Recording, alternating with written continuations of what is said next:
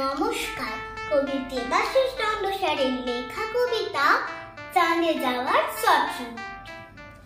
মামার দিব্যি জ্যাঠার দিব্যি, বলছি না কো ঝুট, বই খুঁজে কাল চাঁদে যাবার পেয়েছি শর্ট রুট।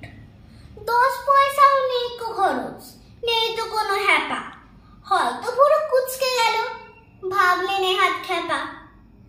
ঠিক করলাম চলেই যাব, এতই যখন সোজা। চাঁদই ভালো, চাই না হতে এই পৃথিবীর বোঝা।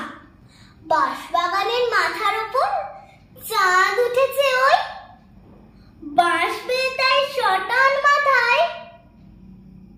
চাঁদটা গেল কই, কাল যে বইয়ে পড়েছিলাম, চাঁদটা